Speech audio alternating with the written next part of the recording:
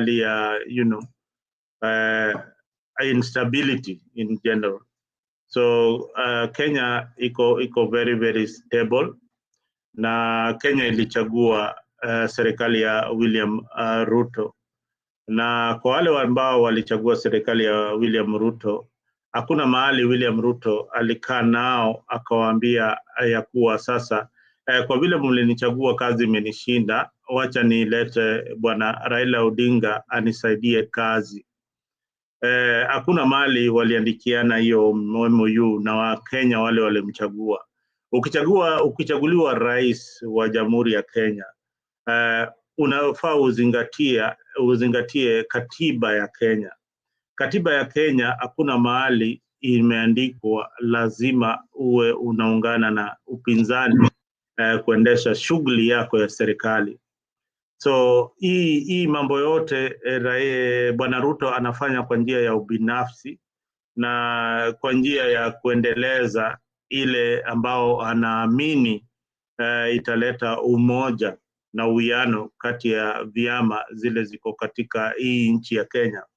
But ukae ukijua kama wewe ni mfuasi wa Raila Odinga ama William Ruto,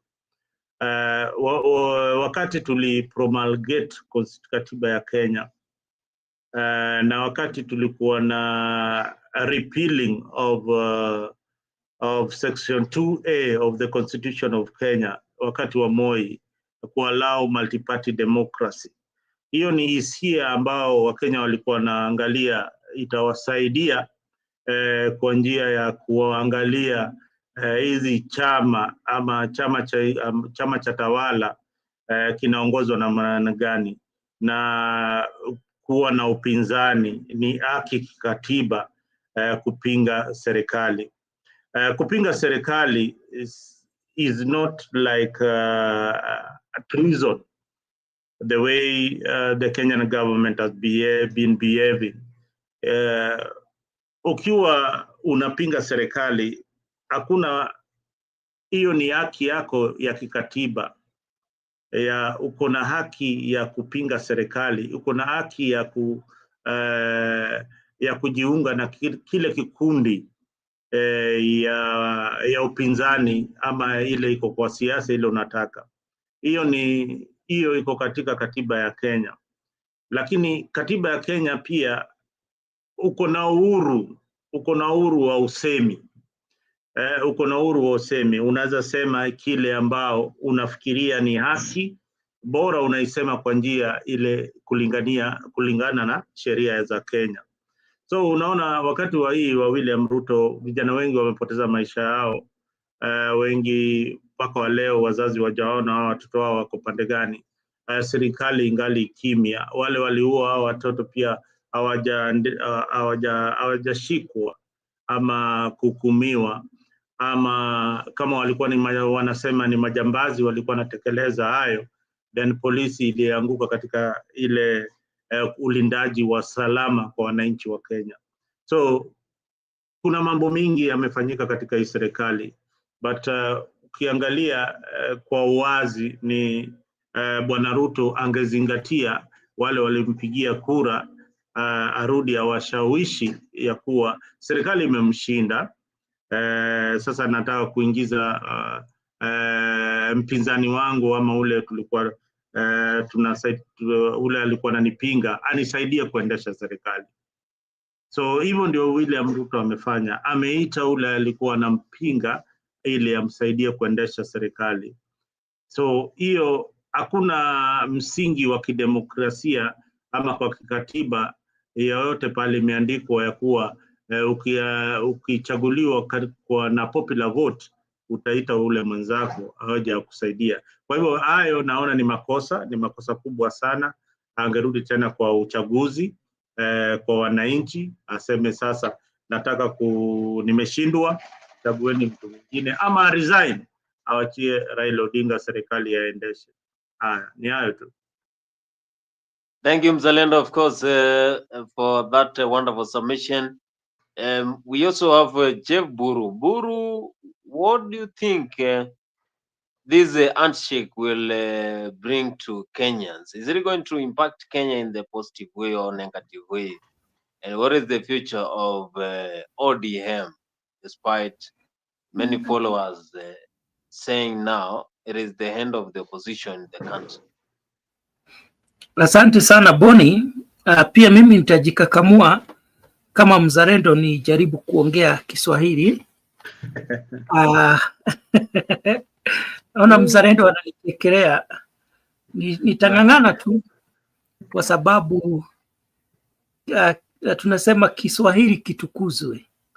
Na mzalendo kabisa, mzalendo amekuwa akinifunza Kiswahili sanifu, kwa hivyo niking'oa atakuwa ananirekebisha. Nataka kusema kwamba hakuna kitu mpya ama hakuna jambo jipya tunategemea kutokana na handshake ambayo imefanywa na Raila Odinga na William Ruto.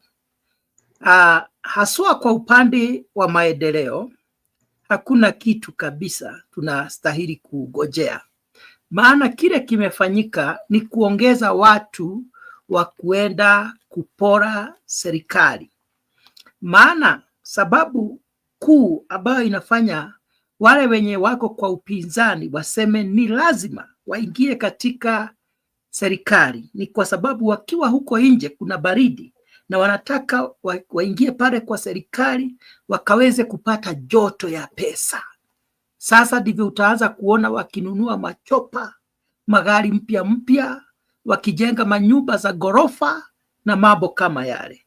Yule wa kuumia hapa ni sisi wananchi wa kawaida, kwa sababu viongozi wetu ni walafi kama fisi. Kitu cha pili ambacho tunategemea kuona ni kwamba Raila Odinga, wakati muhula wa William Ruto utakuwa unatamatika, atakuwa amechafuliwa jina lake, atakuwa amechafuka kama fuko, kwa sababu ameshikana na mtu ambaye tayari ako na matope.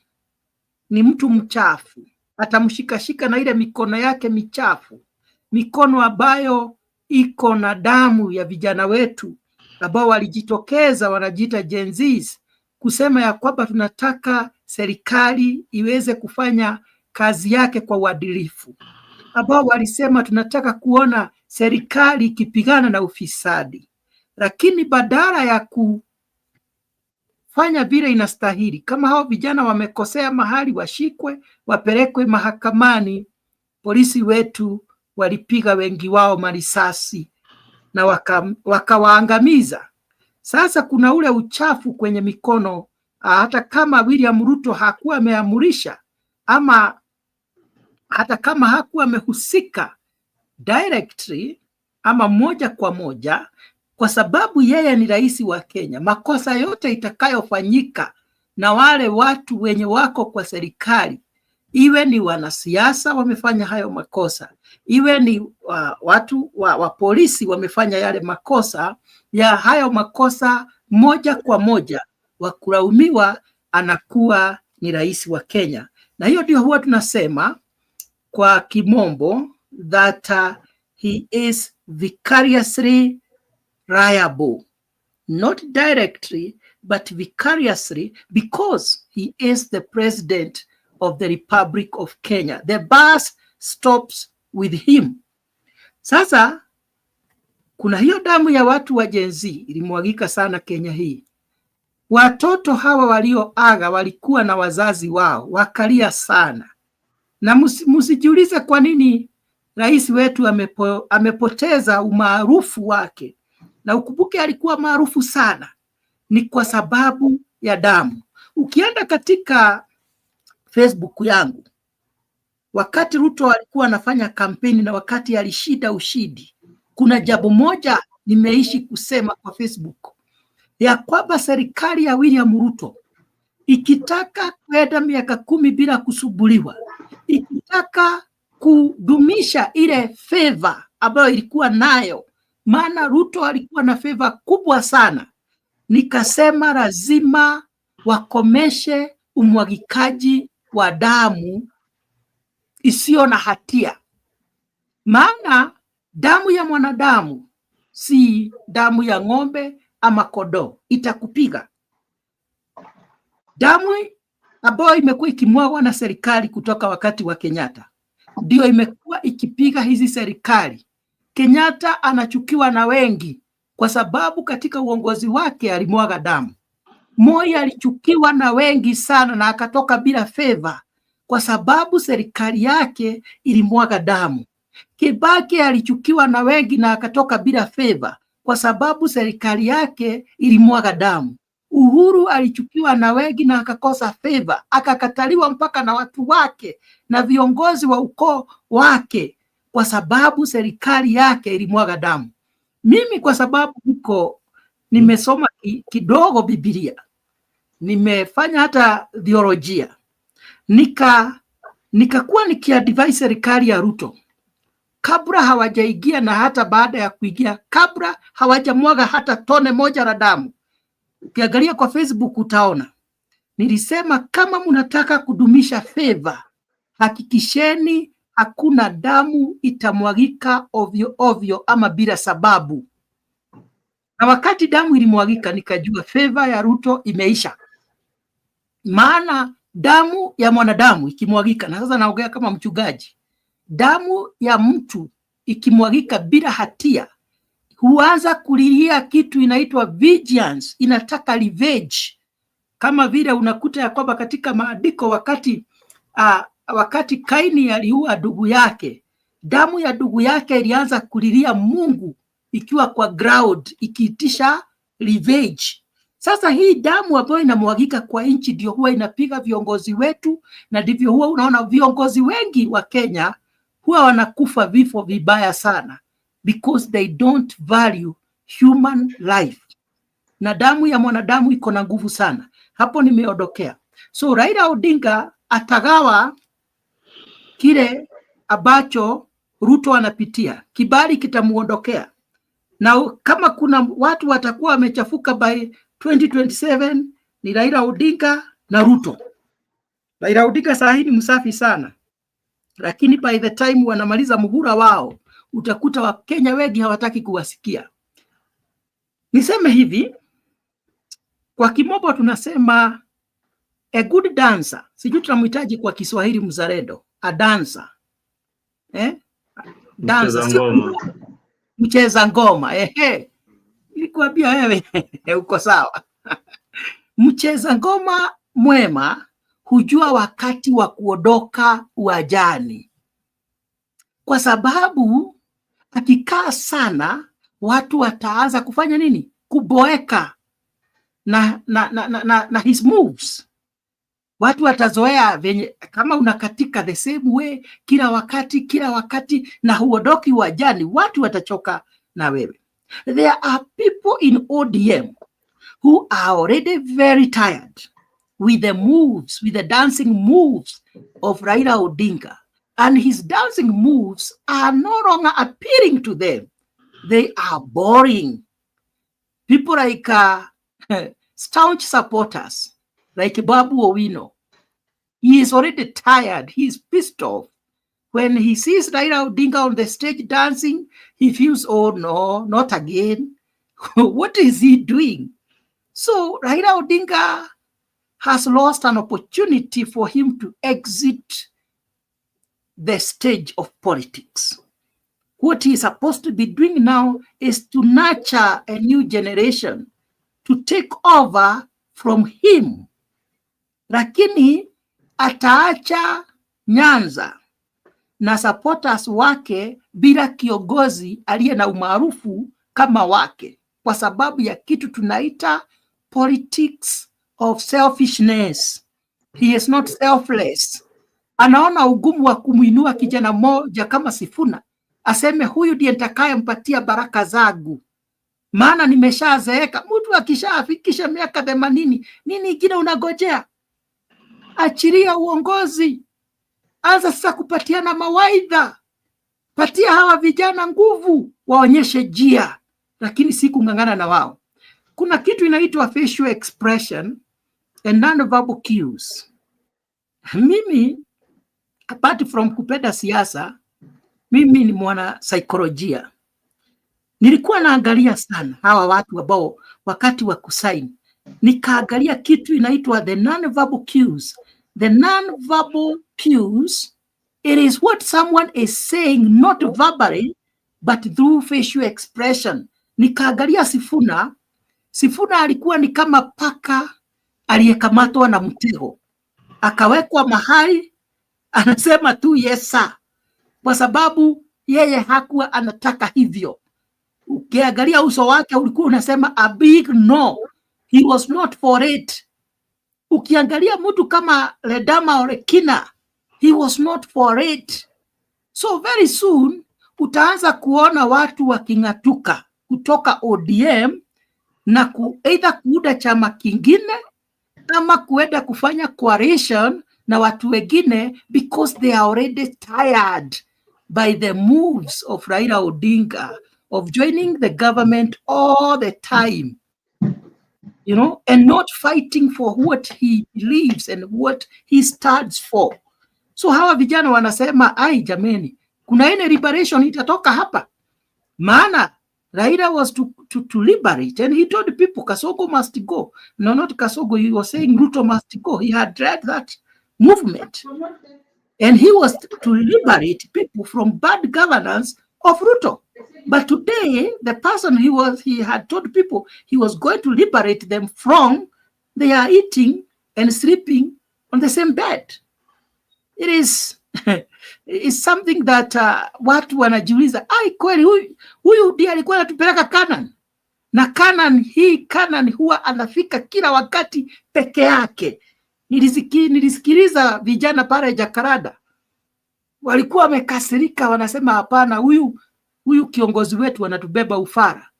Kila wakati anatuambia kuna mahali tunaenda, anatukopoa, tutapata pesa mfukoni, baadaye anaenda peke yake, anashibisha tumbo lake na wale viongozi wenye wamemzunguka. Nyinyi wenye mlimpigia kura, nyinyi wenye mlipigwa marungu na marisasi na polisi, mnasahaulika. So msiseme kuna kitu mpya mnagojea kutoka kwa Raila Odinga. Densi ni ile ile ya kawaida yenye mumezoea.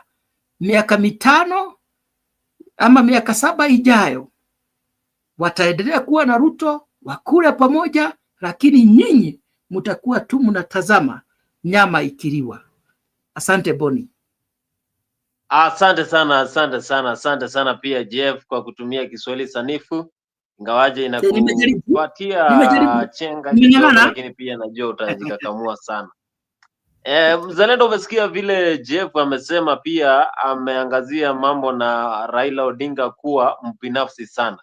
Je, unafikiri pia Raila Odinga amekuwa mbinafsi sana tangu serikali ya Mwai Kibaki, serikali ya Uhuru Kenyatta hadi sasa amejiunga na serikali Azia kwa Moi? Alianza na serikali ya Moi. Unajua kwa serikali ya Moi mimi sikuwepo, lakini pia nilikuwa nasoma kwa historia. Historia inasema kwamba Raila alianza kitambo sana kuwa mbinafsi. Wakati wa Kenya wanampingania, wakati wa Kenya wanampa ile supporti, lakini pia inafika wakati anasema wacha niingie kwa serikali ndiposa niweze kupata pesa. Mzalendo, nafikiri pia ni Raila anajipenda sana ama ni mbinu gani anatumia ndiposa aweze kupata nafasi kama zile za kuingia kwa serikali kwa njia ya urahisi?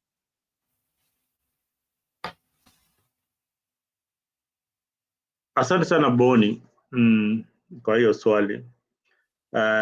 Ile ningesema na wacha nieleze kwa lugha ya Kimombo ili tusipatie Mburu hatari katika hii mjadala. Lakini mzalendo, lakini si nimeng'ang'ana kabisa. Umejaribu, umeongea Kiswahili ambao inaeleweka, na nina hakika watazamaji wamefurahia sana lugha ya Kiswahili. Hata mimi mwenyewe najaribu si ati niko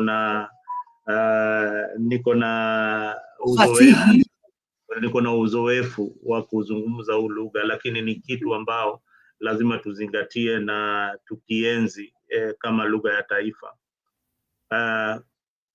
Raila Odinga alianza hii mambo ya handshake. He began this story of the handshake.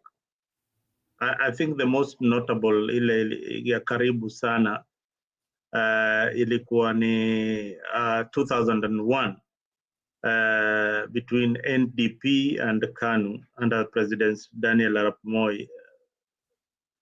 Bwana Boni, kijana mdogo hapa, hakuwa amezaliwa ama wazazi wake bado walikuwa wana mpango ya kuwa na kijana. Alikuwa mtoto, alikuwa baby. Huyu ni baby boy. Huyu pengine hakuwa. Sisi tukiongea Boni tukiongea unastahili kuwa unalala chini, tukikuongelesha unalala chini kwa sababu ya heshima. Ukisema yes sir. Ilikuwa na miaka 2001, ilikuwa na miaka 3. Sasa unaelewa, sasa huyu ni kijana mdogo kabisa. 2001 sisi bado tulikuwa tunapiga siasa bwana, na hapa tukiongea 2000 tulikuwa tunasikia mambo ya millennium ilikuwa ndio imefika. Millennium tukaambiwa dunia itaisha 2000, but ikapita. So 2001 for instance, Raila merged with NDP and KANU under President Moi. That was the first ever coalition that Raila made, and he went further to join the government in order to stabilize the Moi's regime. Kulikuwa na maandamano na mambo ya masabasaba, vitu kama hizo, marali mingi sana zilikuwa zinafanyika hiyo wakati wa Moi. So Raila anaweza sema the art of the handshake anaijua kabisa, na inakujaga hii handshake za Raila zote inakuja wakati inchi haiko stable, when the government is not very stable, ndio unapata Raila anapata kamwanya pale, anaingia kwenye serikali. So na viongozi wengi kama William Ruto, ama kukiwa rais na unaangalia uchumi wa nchi inazoroteka, then unaangalia ni nani huyu unaweza muingiza kwa hii serikali ili watu wake wasiandamane kila siku kwa barabara. Then unapata Raila Odinga ndio mtu ambaye unamweza mweka pale katika serikali ili watu wake wazime hiyo mori ya kukuja kwa barabara kila wakati. Na unaangalia sahii wafuasi wake wengi wanajua wako kwa serikali na wanakula serikali. Ile kitu mbaya ni wengi wao wanaongea ya kuwa sasa ni wakati wetu wa pia kukula serikali, lakini ingekuwa ni vyema au wanasiasa ama Raila Odinga anaingia kwa serikali na tunaanza kuangalia ubora wa afya katika mahospitali zetu. Tunaanza kuangalia barabara, tunaanza kuangalia mashule, tunaanza kuangalia mambo kama mshahara za wafanyakazi zimeongezeka. Boni, kama wewe sasa uko kwa serikali, wewe ni mfuasi wa Raila Odinga namba 1, unaweza mwambia sasa ni wakati wa ile 6,000 ianze kupeana kwa vijana, kwa sababu wamecollaborate vizuri sana na bwana William Ruto. So lazima waangalie zile vitu ambao walikuwa wamezingatia wakati wa manifesto yao wakikampaign. Nao wako na serikali ya 50-50, ambapo vile tutaangalia in the next few days or few months ni watu wafuasi wa ODM watakuwa katika serikali, watakuwa katika hizi vyama vya bunge, hizi makamati za bunge, watakuwa wameongezewa hapo kwa hizo makamati. But hii yote ni sawa, kama wananchi wanapata huduma, But what we say generally is that this is my thought. When a president is elected by the people of Kenya, then he has got the responsibility to serve each and every Kenyan with without any bias and looking critically at the constitution. Now, my friend Mburu brought what we call the non-verbal communication when you're having a discussion. There are also things that I can add on that called gestures. When you saw that the presentation of Sifuna in that particular forum, this was a very serious discussion.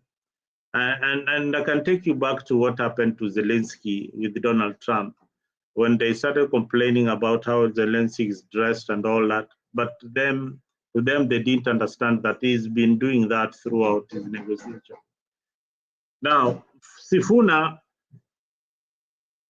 and many of those people who are on the ODM side, the young people, I would call them young, Sifuna and Olekina, they are young. They appeared there very, very informal, very, very casual. And this was a very serious discussion between the biggest political party joining government. This is something that if we saw governors present there. Sifuna came as the Secretary General. Listen to his speech. He said, the party organs of, this is not my decision. Let me paraphrase it. This is not my decision. This is the decision of the party organ. Zalendo, I have that video, if you have it. You have it? Yes. Play it, but let me just finish, then you play it.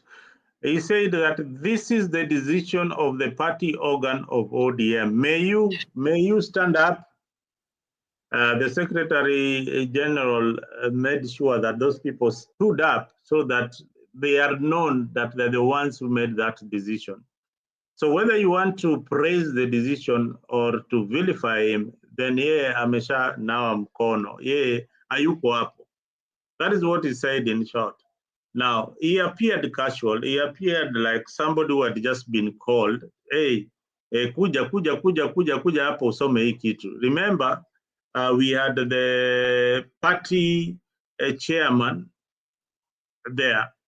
In order of rankings, I think the party chairman of ODM was there, who is Gladys Wanga, would have read that statement. But the reason why Sifuna was made to read that statement was to send a message to anybody who was thinking that Sifuna is coming out of ODM, that he is in ODM. Umeona amesoma hiyo kitu. And you know, UDA was so excited to see Sifuna reading the statement. You could see them laughing, but when all that conversation was going on, there was one person who was so uncomfortable with everything, and that was William Ruto. And then the other thing that the non-verbal communication, or what you didn't see, is that we didn't see any of the Luhya leaders in that function. I never saw Musalia Mudavadi. I never saw Wetangula attending that function. And later on, they appeared in a function they were seen in Chebukati's burial, which I think was today or something. So this tells you a lot. This tells you a lot that has been going. And I can tell you in UDA, things are not right with William Ruto. I could see from his facial expression. The ODM merging with UDA is something that not every member of UDA is for, especially his Kalenjin community. There is just something that is going on behind the scenes that you don't see.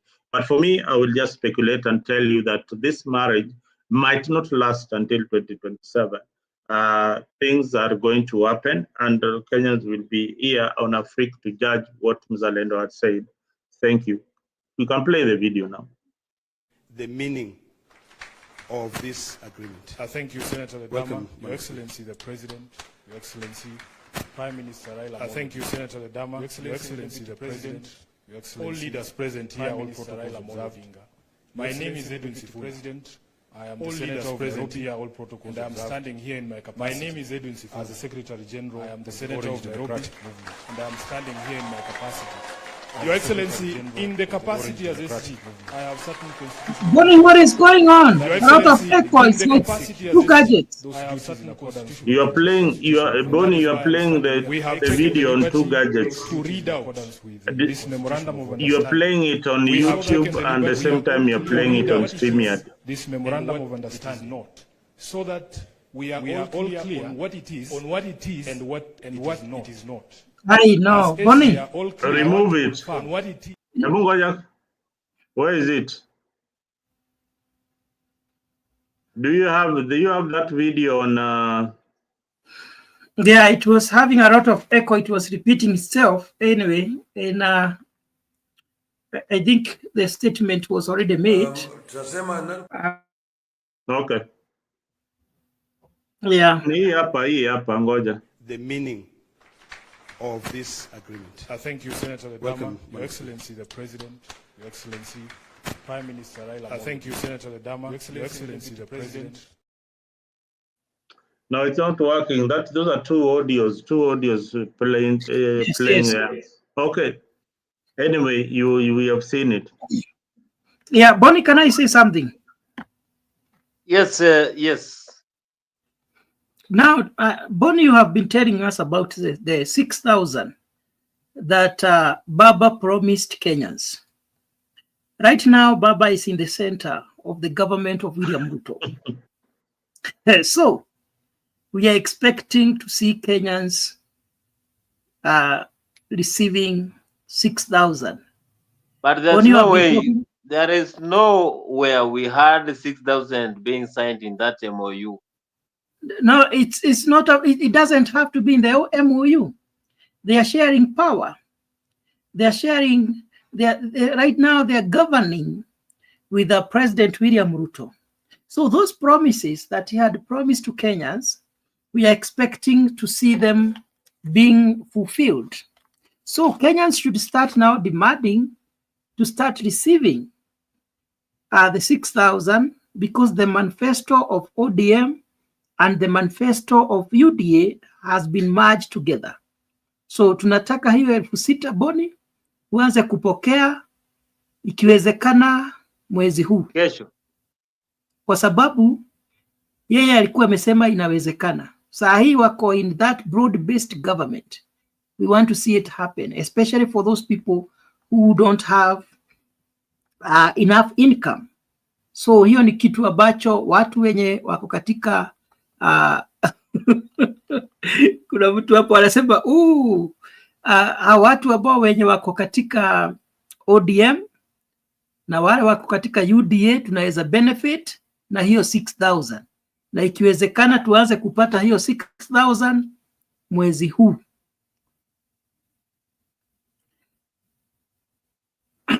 Okay. Kuhusu Sifuna,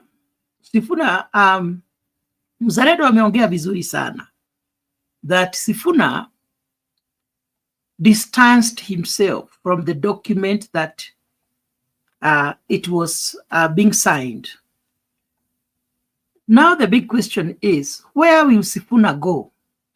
Because I don't see Sifuna joining UDA. And I don't see Sifuna going on his own. So I think he doesn't have so many choices.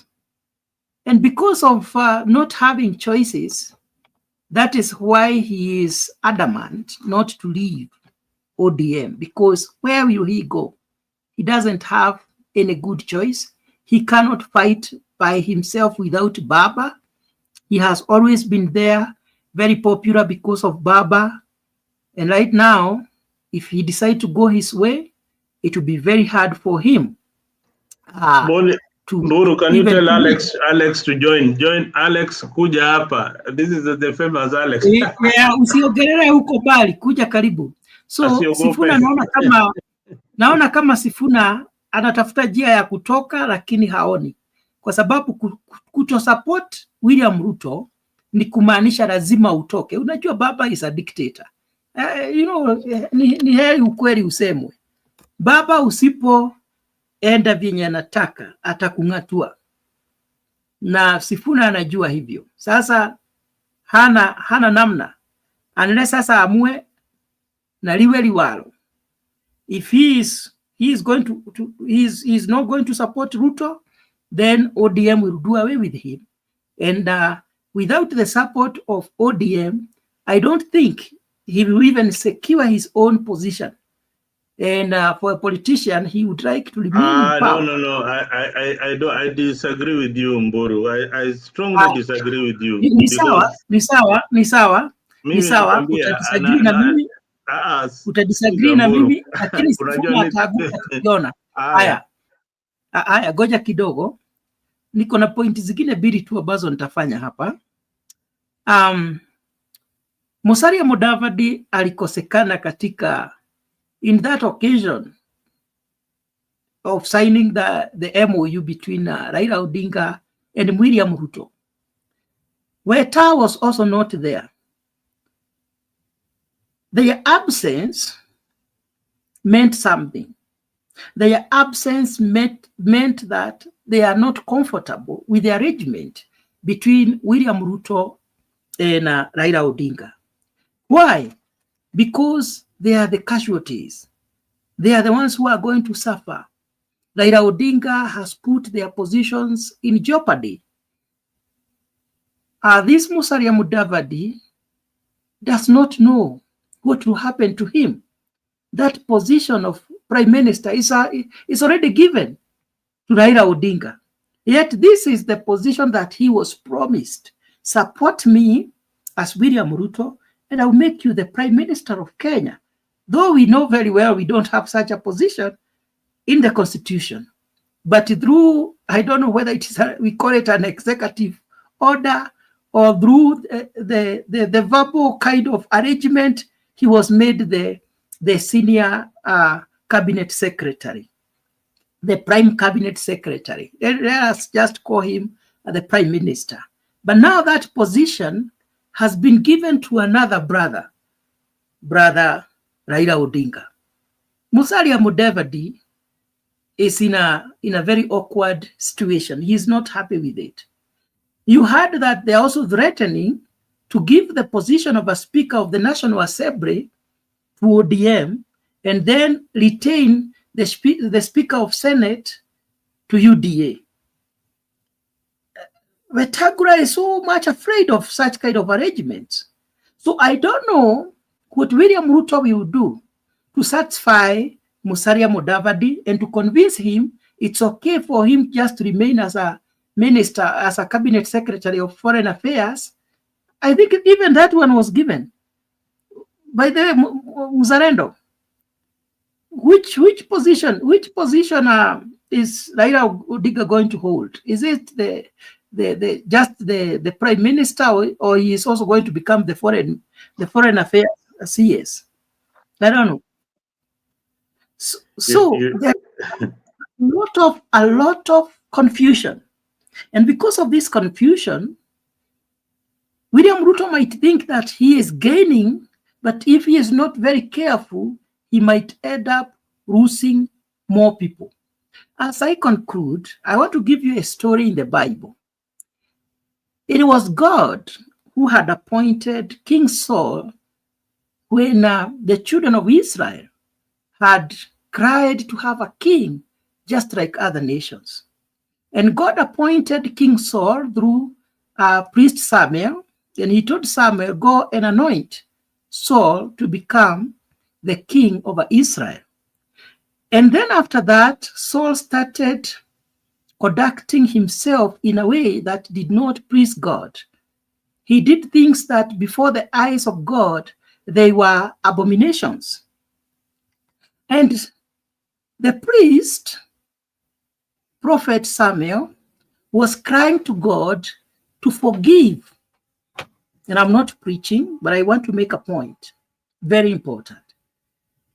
Samuel was pleading to God to forgive Saul and not to harm Saul because of the bad things that he was committing against the Israelites and against God. And Samuel was crying so much because he knew that the repercussion of the things that Saul was doing against the nation of Israel. And it reached the point when God appeared to Samuel, and he asked Samuel, "For how long shall you continue to cry over Saul?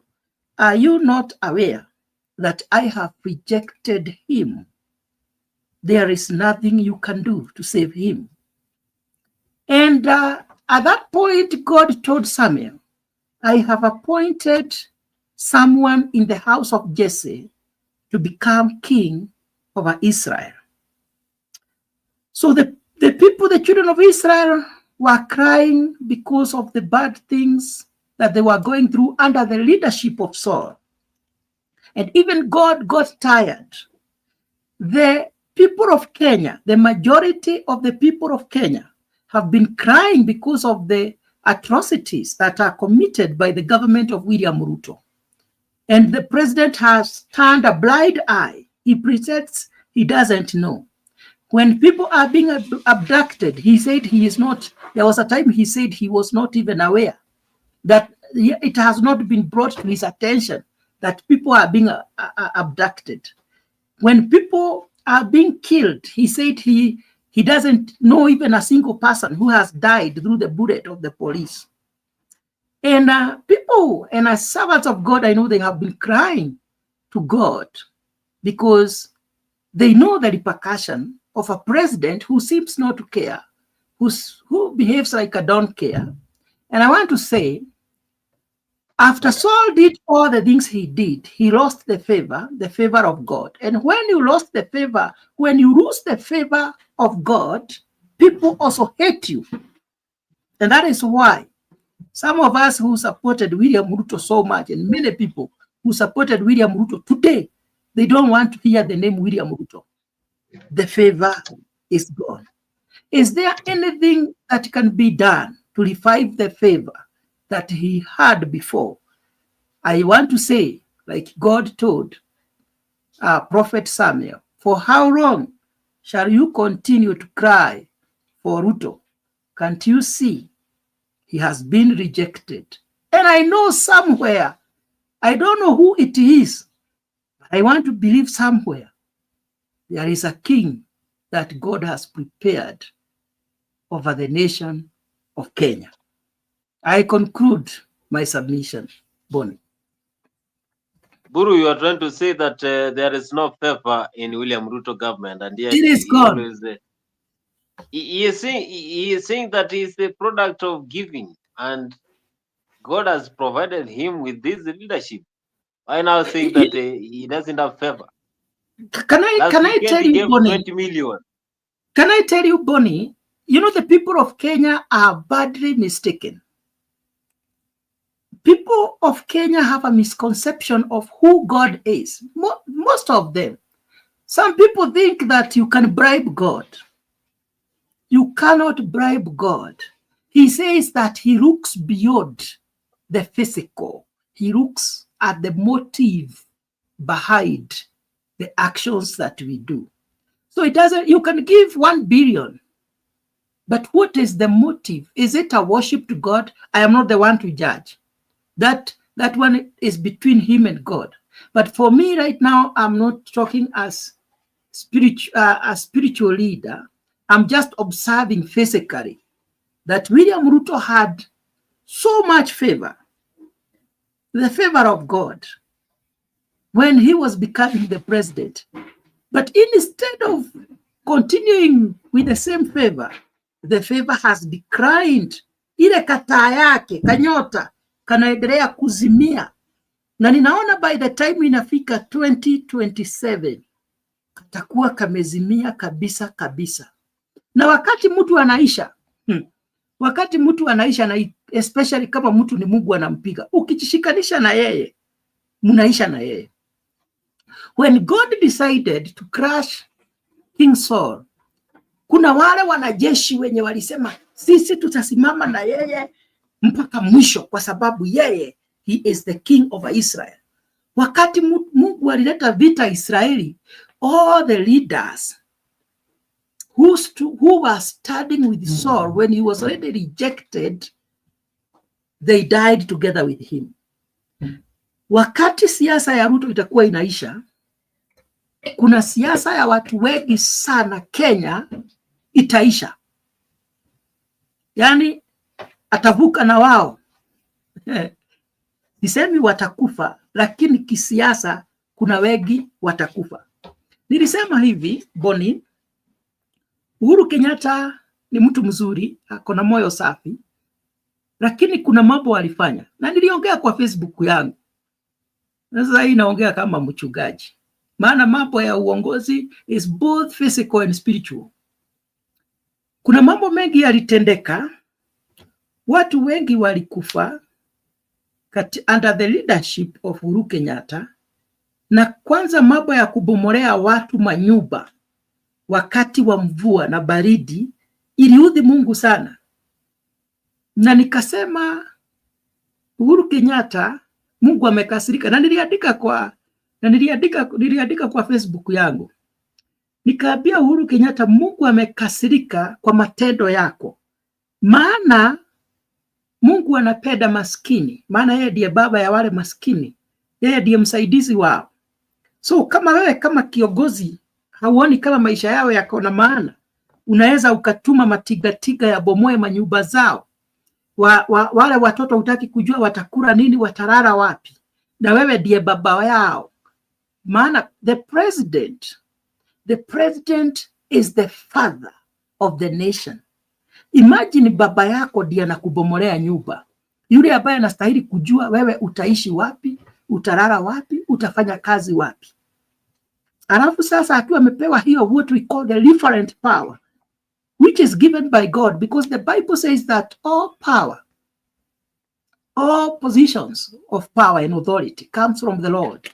So akikupatia hiyo sehemu uitumie vibaya, uongozi, leadership comes from God. Uitumie vibaya, yeye hukasirika. Mtu mmoja akaniuliza pale kwa Facebook, kwani Mungu atafanya nini? Nikamwambia ataondoa favor.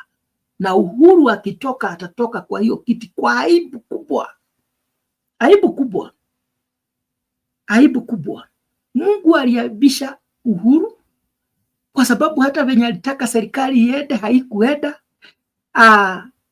Mambo ya BBI ikaaguka, na alikuwa nadhani itaaguka.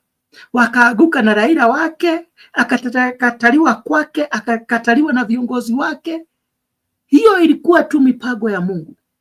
Na hata yule kiongozi tutakayepata 2027 akija akose kushughulikia maskini, ikuwe kazi yake ni kuwabomolea nyumba, ikuwe kazi yake ni kuwaua na kufanya abductions, atakataliwa. Hadi kiongozi mwenye atakuja aseme I am a servant. Mimi nimekuja nikiwa kama mtumishi. Na sitaangalia masilahi yangu sana, sitaangalia masilahi sana ya viongozi, nitaangalia masilahi ya maskini. Maana maskini ndio wengi Kenya kuliko matajiri. Huyo kiongozi ndiye atapewa favor ya Mungu. Na ndiye legacy yake haitawahi sahaulika katika nchi ya Kenya. Mwenye atasema sitaki kusikia polisi amemwaga damu, na akimwaga damu he has to account for it. The president has to distance himself from bloodshed. William Ruto hajai abia polisi msimwage damu, msiue mtu yeyote. Hajawahi sema wale polisi wenye wana open fire washikwe na wahukumiwe. So but Buru, do you think that the police did the wrong thing when they were stopping the Gen Z from attacking the parliament and also going to State House? You know, that was against the law. So let me tell you, Bonnie, There are so many instruments of containing demonstrations. Boni, unajua hawa watoto waliuawa wako na uhai kama hao wako. Wako na uhai kama ule uhai wa wale watoto wa William Ruto. Yaani mtoto wako apigwe risasi kwa sababu tu alienda kufanya demonstrations. Kwani hiyo parliament hata kama imechomwa ichomeke yote, iko na value kubwa kuliko uhai wa hata wa mtu mmoja. Mimi nataka niseme hivi. There are so many ways of containing violence and demonstrations. Saa hii katika nchi ya Kenya huwa tuko na rubber bullets. Huwa kuko mpaka na tasers zenye unapiga zinapiga mtu shock. Kuna tear gas. Rubber bullet zingine, kwa sababu nimeona wakati mimi nimekaa Uganda sana, watu huwa wanaona kiongozi anaitwa Museveni ni mbaya sana. Lakini maafa yenye hufanyika Kenya, hata dictator Museveni hajawahi fikisha hapo. Museveni watu wengi hupigwa rubber bullet. Maana wakati kunakuwa na demonstrations huko kwa shule, unaona mwanafunzi amepigwa rubber bullet imemwagusha, unadhani amekufa, lakini hajakufa, atajisikia after some time. Why is it that in Kenya we don't use rubber bullets? We don't use other instruments that I have seen them being used, especially even in US, just to save life. Mimi naudhika sana nikiona ya kwamba vile mambo hufichwa Kenya. Unakuta watu wanatolewa sijui kwa damu, wamekatakatwa, wamewekwa magunia. Those things are disgusting even before the eyes of God. Abomination before the eyes of God. Usiniambia mzalendo ati hao watu wote walikuwa wanatolewa kwa magunia wakienda kuzikwa na hawajulikani ni kina nani, ati serikali haijui kabisa, hata hawana idea. Ni majambazi walikuja wakaua wa Kenya wakaweka kwa magunia. I mean, favor ya Mungu haifanyi kazi hivyo. You must be someone who is forthright, someone who is straightforward, someone who hates evil, and you have to hate it from your heart. Ati hata mtu mwingine akikosea na hata kuwe ni polisi, you will not be ashamed to say that is wrong. That does not mean that president should not be principled. Be principled, but at the same time, remain human. Some actions that the government of Kenya commits, some things that they do, they are inhuman. Hata wanyama wa kichakani hawezi fanya vitendo vingine. So mambo ya kusema sijui kutoa michago kubwa, sijui kufanya nini, haiwezi rudisha favor ya Mungu. Maana hao uhai umeshatolewa.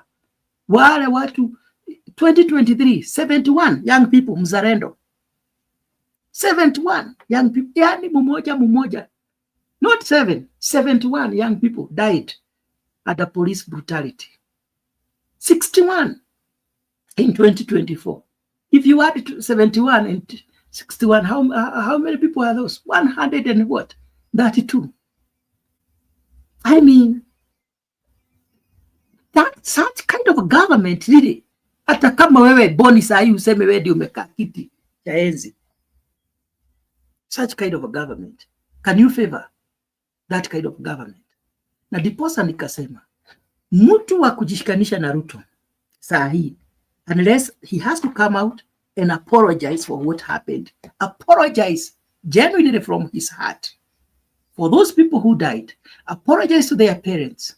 And if possible, make prayers across the nation to asking for forgiveness. He has to carry responsibility.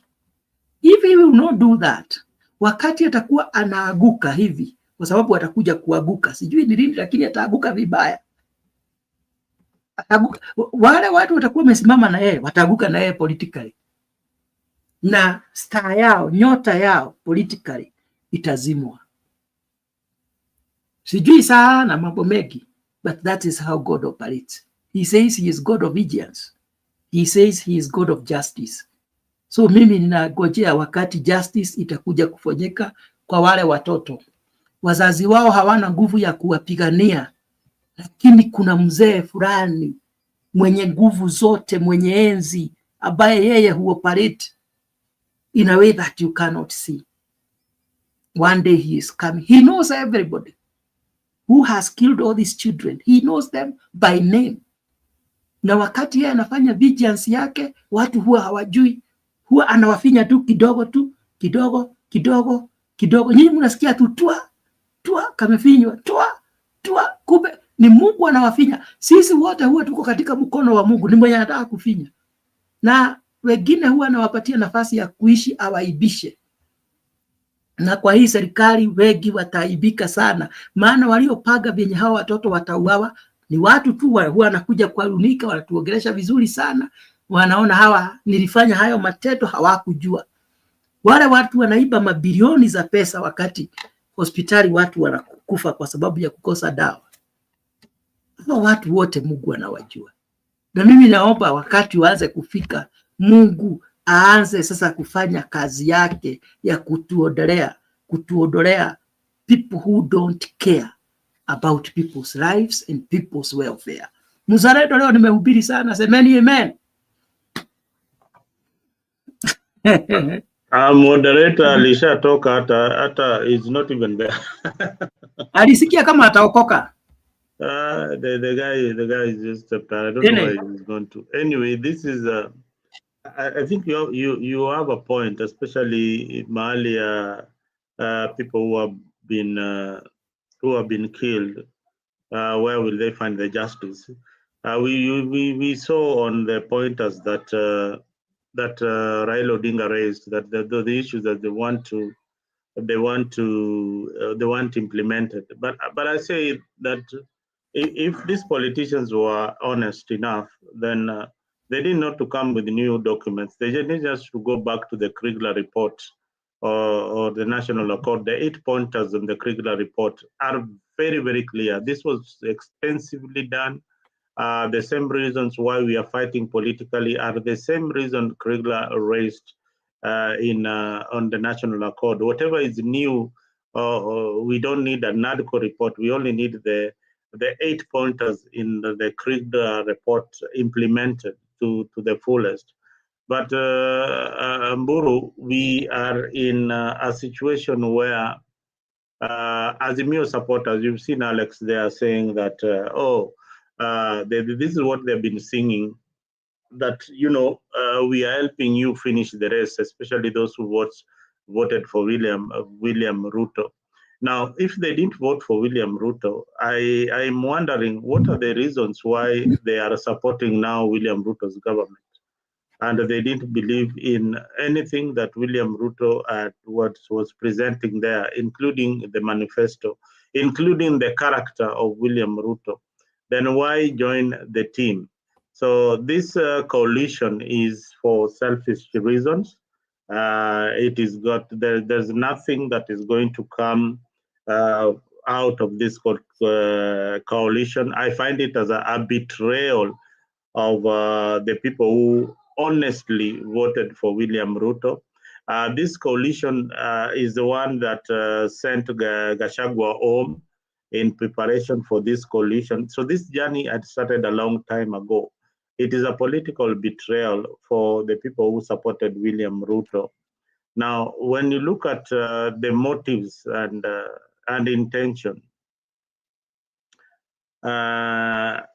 what are the motives? What is the motivating factor for ODM to join the power game?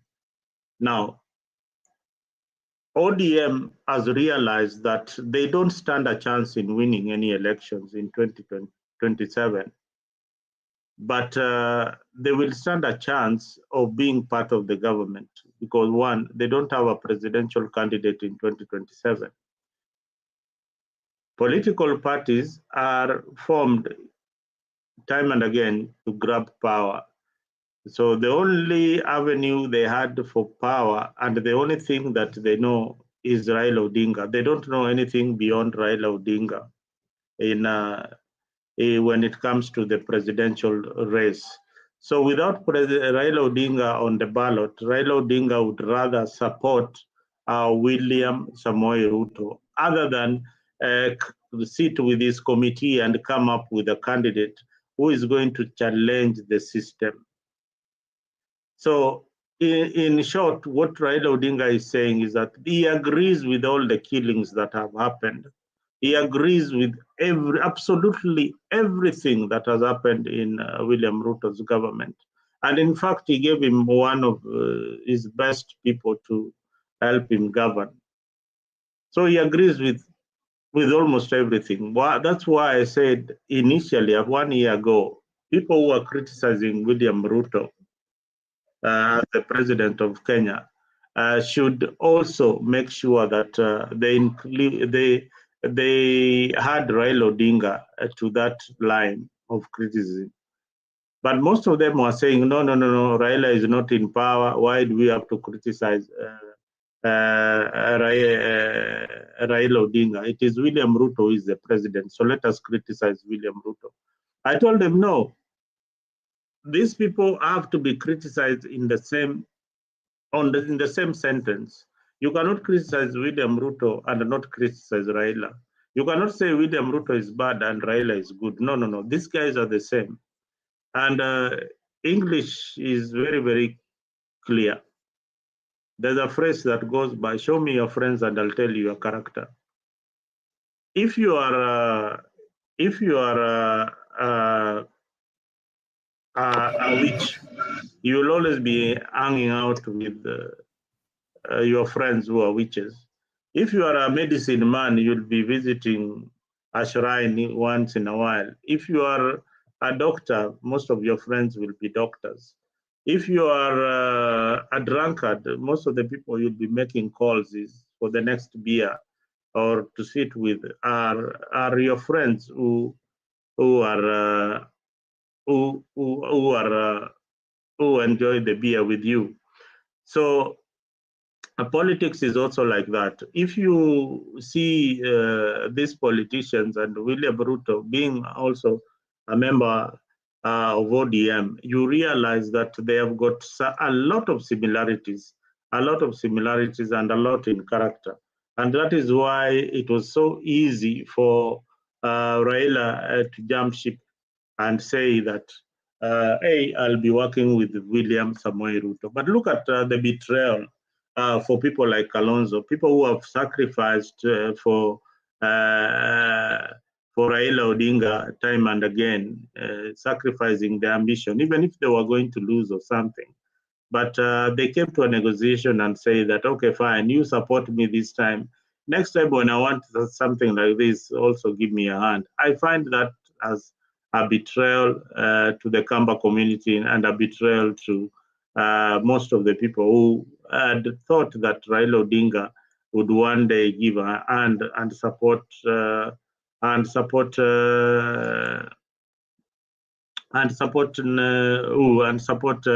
Musyoka. So today, as it stands, Raila will not support Kalonzo Musyoka. He will support one William Ruto for the presidency. So that is where we are. And it is not a good sign. The makings of this agreement, and President William Ruto and ODM leader Raila Odinga have formalized their broad-based political association into a formal working arrangement by signing a memorandum of understanding. Their union, however, raises questions on motive and the desired outcome, as President William Ruto is a man who once vehemently opposed what he has now openly embraced. The Ruto deal is the fourth such handshake Raila Odinga has been involved in with the government as the opposition. The president once referred to it as a conundrum and a mongrel. Ayub Abdikadir examines the makings of a mongrel democracy. The party chairs and the secretary generals to join in. For President William Ruto, these moments looked improbable, if not outrightly unacceptable. The deputy party leaders.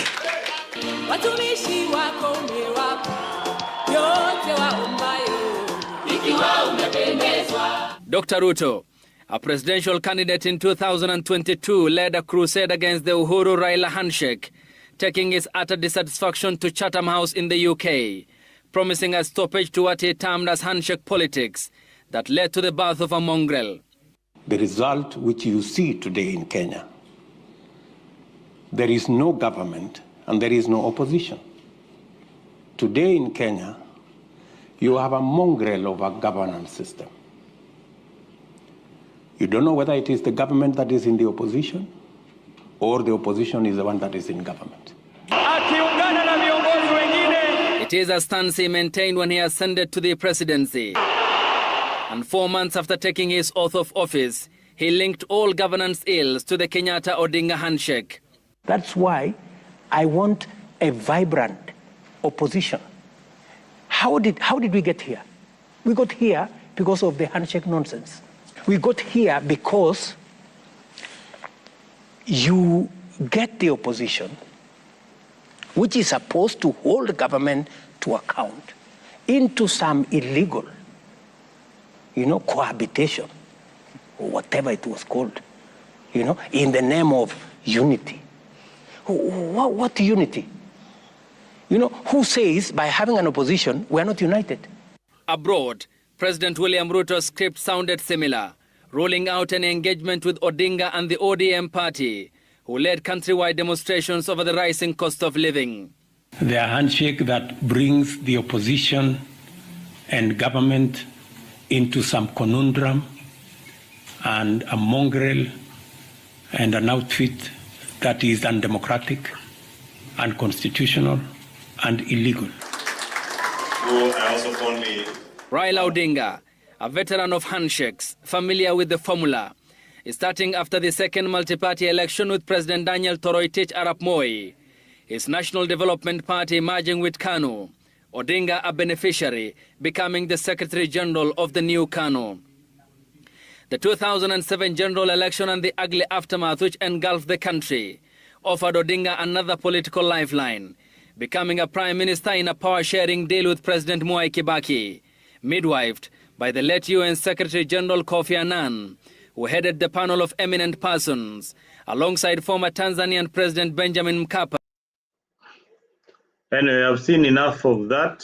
What I was saying, that even I don't know what Raila Odinga would gain from joining the government of William Ruto. But what I can say is that even if Raila contests in 2027 and loses because he knows the heart, he will still be in government. He will still be in government. So when you see those consequences, the sequence of going for elections, losing elections, negotiating for a place, it is something that an art that ODM has formed. And I would like maybe their supporters to challenge this, is that they don't go for elections to win. They go for elections to lose the elections or to be number two, and later on claim that elections were rigged, and then they find a way through the back door to join the government. So that is an art that ODM has perfected. It has perfected the art of handshake, and it will join each and every government. But look at let us look at the 2027 general elections. The 2027 general election is a different election. This is an election that we have a new bloc coming in called the Gen Zs. People are ruling them out. Oh, these guys are leaderless at all. That when you see William Ruto worried, it's like he has received intelligent information that they cannot survive if the Gen Zs come to the polls in 2027. That is why you see the group, they are trying very much. And if you are a Gen Z right now, and you are in leadership, then you are hot kept. The government will put a bounty on you. They will pay a lot of money for you to join the side of the government. People like Kina Kasmuel are already in the side of the government. Now, what does this mean? The Gen Z population in 2027 will be 15 million. 15 million. 15 million Kenyans.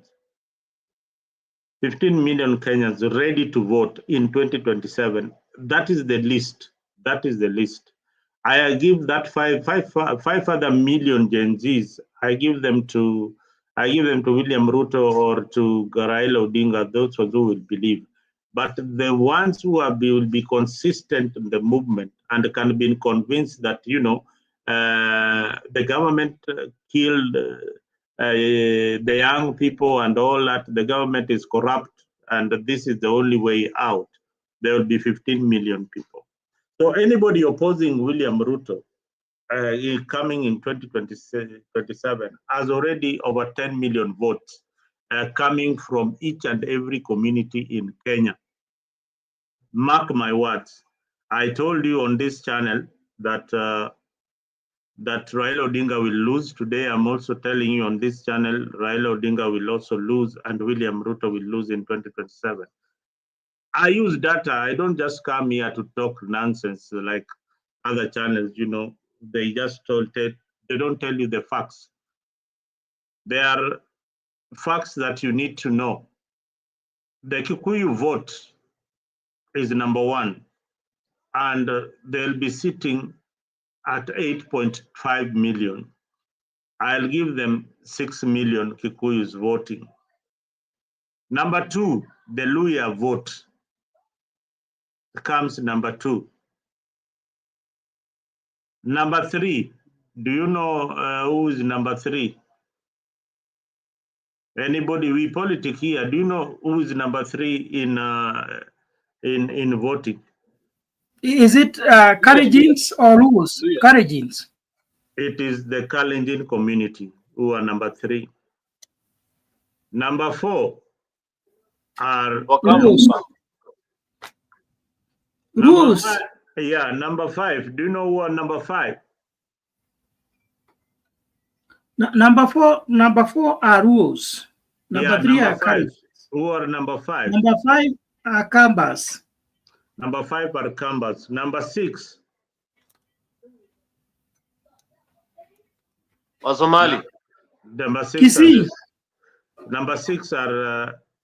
There is a tie between number six and between the Kisis and the Somalis. So Kisis are at 2 million. Somalis will be higher than Kisis in the coming elections because of this registration that Ruto is doing on the border. Remember Dadaab refugee people. That is an act.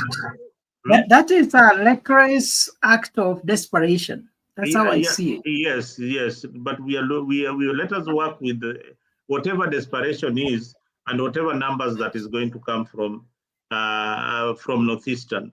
So in Northeastern, Ruto is coming with clean 2 million votes that will vote for him. Now, in Nyanza, in Mijikenda, and these other tribes which are coming from the coastal region, they will be divided, but we will give Ruto all that vote. Tutampatia yote, iyo yote. You can even give him all those other tribes who are coming. Let us say that they will vote for the government of the day. Mburu, even if they voted, even if ODM and all its supporters voted for William Samoei Ruto, if all the UDA members who voted last time voted for William Samoei Ruto and all Raila supporters, including my good friend on the comment section, Alex, voted for Raila Odinga, they will only have 15 million votes. 15 million votes. I have counted plus the Kikuyu vote that voted. I have not minus the Kamba votes. I have not deducted the Kikuyu votes that he will not get. I have not deducted the people who are disgruntled with this unity, the apathy that you will find in Nyanza. People will not show up because Raila Odinga is not on the ballot. I have not counted that. I have not counted in Rift Valley the Kipsigis and the rift that is already in Rift Valley in William Ruto's leadership. I have not gone that far. I have only given you the numbers the way they are. There is no way. So what happens in 2027? My guess is that the elections will be stolen, will be rigged in 2027. So then what do we have in 2027?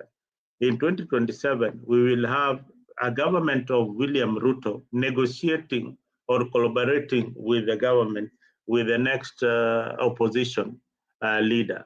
Because one, likely they might control parliament. If the Gen Zs are organized enough, they will control parliament and they can control the Senate. They can take all the major counties, the major urban centers. They can control all that. They can control the county assemblies in all major town centers. If they are organized enough, they can take everything. If they are organized enough, they can take away everything, and there is nothing that you'll do about it. But you see, our politics is tribal, so you have to inject that tribal aspect of our politics, plus the new wave of politics that is coming. Those who are still stuck in the past, just stick to your way of thinking, the way the patterns are going to go, and we will be on this channel in 2027. Of course, others will be mourning, others will be celebrating. But I can tell you, this election that is coming in 2027 is not about the roads. It's not about the houses that William Ruto is building. William Ruto has done a lot for the people of Kenya as a president, more than any other president. But William Ruto's government is also corrupt. He is not handling corruption properly. What are the issues that people are raising? The issues that are being raised is corruption. The issue that will take this government down is the pay slip, the taxes that the middle class is being taxed. Those are the issues. It will not be about mimi ni mtu wa ODM na nitaenda left kama ni left. No, this is a more cautious decision when it comes to the elections in 2027. We are moving from the sycophancy. When you see people in Jacaranda saying loudly that, we are not going to support Raila Odinga, then it tells you that that is a shift.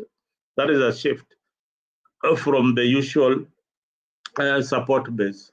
Whether they are doing it for money, it is okay, because the political bigwigs are also making noise to be included in government. So even if these guys are making noise to be included in whatever small circles that they are politically, they are doing the right thing. So we have reached a point whereby it will not really matter which political party you are in. It will matter whether you are with the people of Kenya, or whether you want good governance, or whether you want security and stability in your country, or you want the killings to go on in your own country. It will depend on you. So if you're watching at home, that vote really matters, because at the end of the day, you'll be exercising a democratic right that will put the right person in leadership.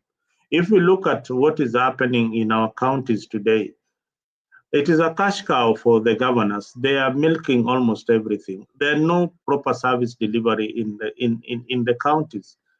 Is that the dream of the Ambombai who wrote the chapter of Constitution of Devolution? No, it is not. It has become a place where people are going to eat. And in fact, for a good political slogan to work for you in 2027, you just say, you know what, it is my turn to eat. Because if people don't understand policy, people don't understand governance, people don't understand the constitution, people don't understand the rule of law. So you tell them, okay, this is the language that we all understand. These guys have eaten for so long. Let's now change them. Let us overhaul the whole team and bring another team that can eat. So this government is all about eating. So we are comfortable. We will only be in a comfortable position when it is our turn to eat. So 2027, it is our turn to eat. We are telling the political class to move out. It is our turn now to feed on the taxes that we've been paying. Thank you. Good, good one, Mzalendo, for that wonderful submission. He's saying that this government, even if you join today, then you will also go and eat over there. Karibu sana Black, you can join the studio through the link that we have shared there, and you can also share your views here in Africa 24. Buru, Mzalendo is saying that whenever you join the government, then it's your turn. Even if you are recruited today to join the government, then you will act the same way we have seen the likes of Junet Mohammed and the likes of Opio and I now being converted to Kenya Kwanza government, and yet they used to oppose the government when they were outside.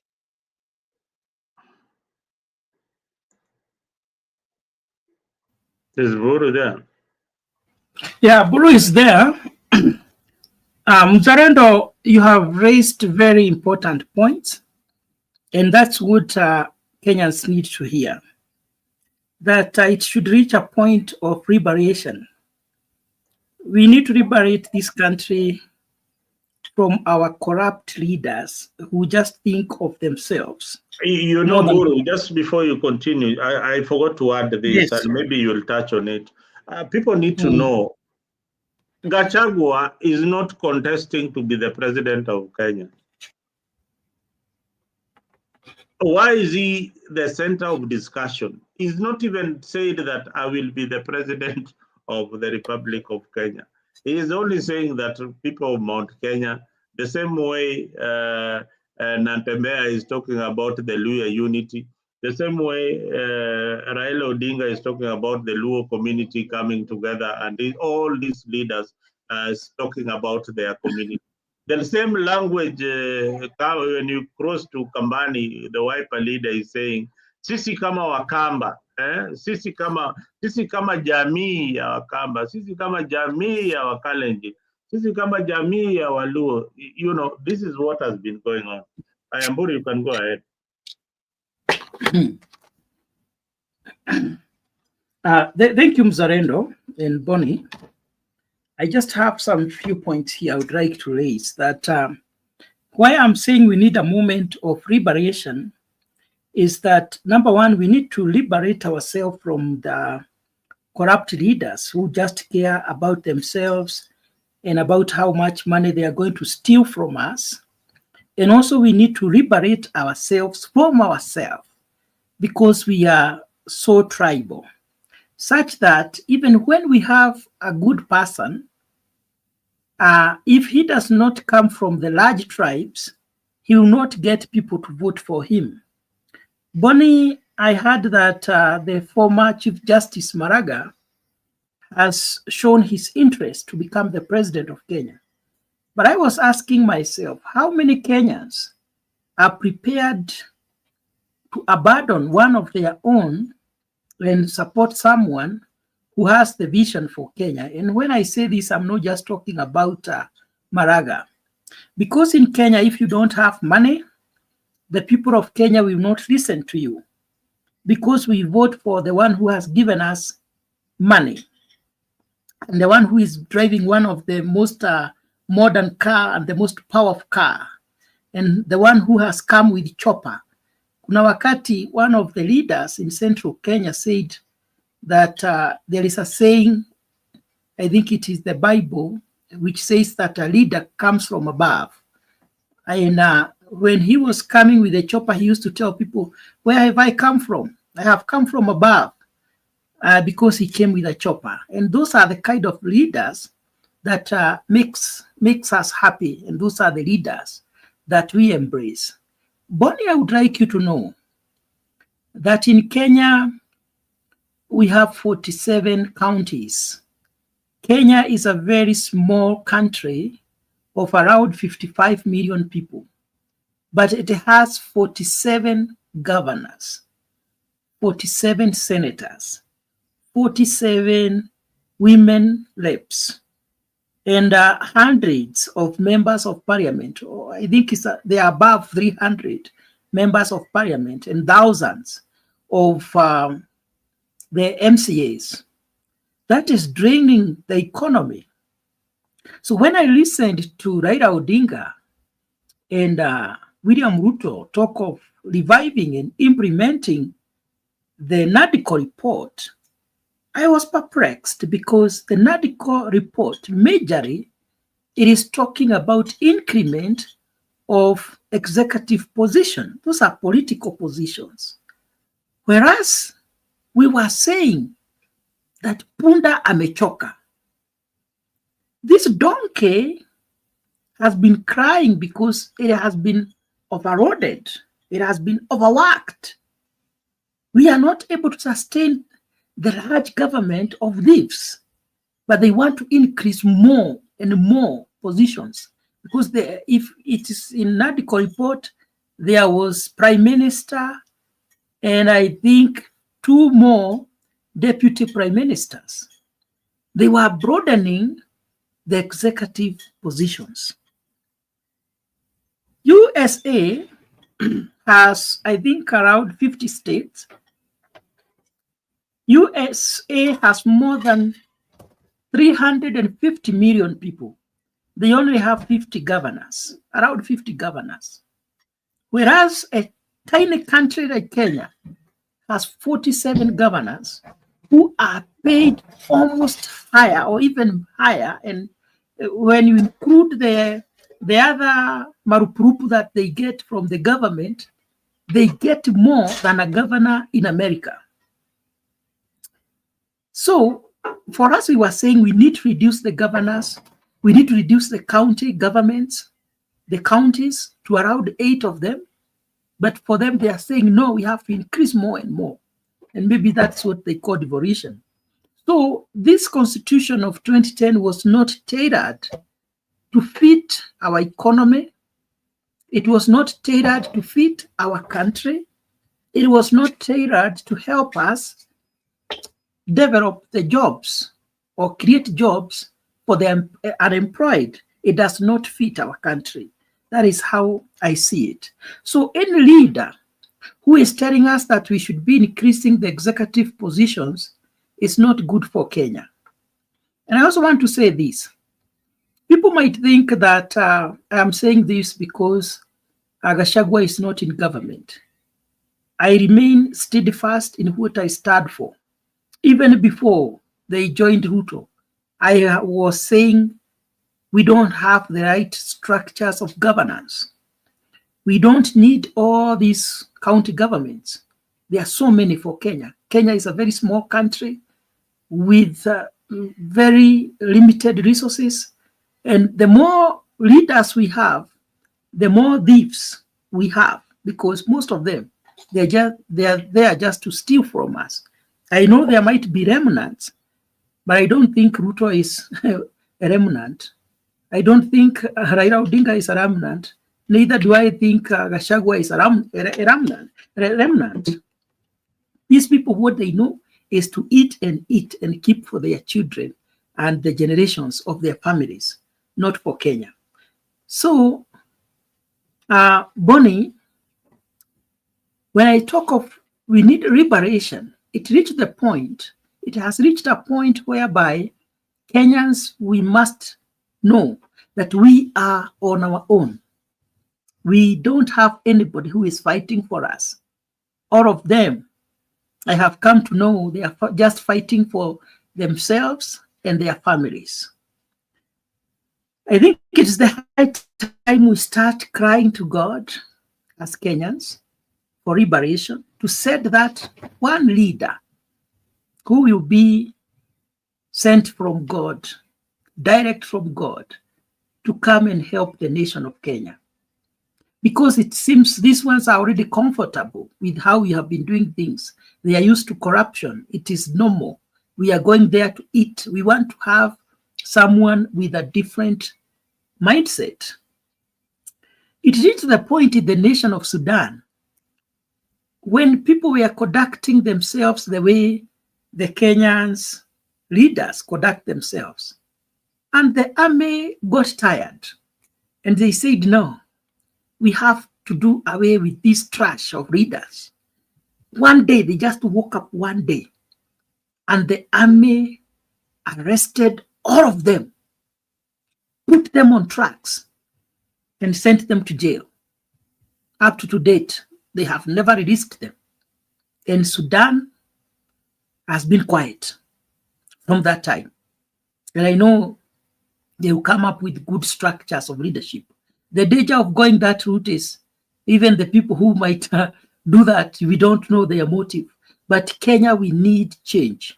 And we as Kenyans, we need to get tired and we need to reach a point whereby we have to agree. We have been doing things the wrong way. We have been voting for criminals, thinking that we are voting for leaders to go and help us.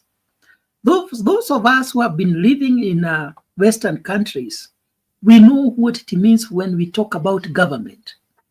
We know what it means when we talk about good infrastructures, good roads, burning.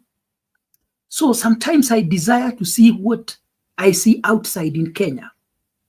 But even the most basic things, like the garbage disposal in Kenya, it's a challenge. You go to Nairobi, some of the places, Nairobi is very, very, very beautiful, but the trash disposal is not that good. Some places are smelling. Sometimes it's very dirty. The basic things we have not addressed the basic things. So it is a high time we start doing away with the leaders who just think about themselves. Those who say that Raila Odinga is a liberator. This is someone who criticizes everything the government tries to do when he is outside the government. But the moment he joins that government, he will not see any evil. He will not say anything wrong about that government. Neither will he try to address those problems. Corruption, I can tell you, it will not end or even reduce because Raila Odinga and his team has joined the government of William Ruto. In fact, corruption will increase. Who will help us? Someone who has been ranked second, Boni, in the whole world as the most corrupt president, second most corrupt president in the whole world, and first in Africa, cannot be good to be the leader of Kenya. And there is nothing we can do to change even that perception out there. Someone who has not stood for good governance cannot change overnight. So there is nothing we can do to change the leadership style of Ruto. So Mzalendo, I was saying it is the high time that we as Kenyans, we put our tribalism aside. We stop seeing ourselves as this is a Kikuyu, this is a Luo, this is a Kaba, this is a Kalenjin, because that is why these people have been able to take us for a ride. I have seen someone here, even when I'm making submission, is saying, Boro, your accent betray you. Uchungu wacha, you voted for Ruto, not Raila. I mean, because we perceive each other based on the tribes where we come from. But until when we come from that corner of tribalism and we start looking at what is wrong with our country, why have we been voting the most corrupt people?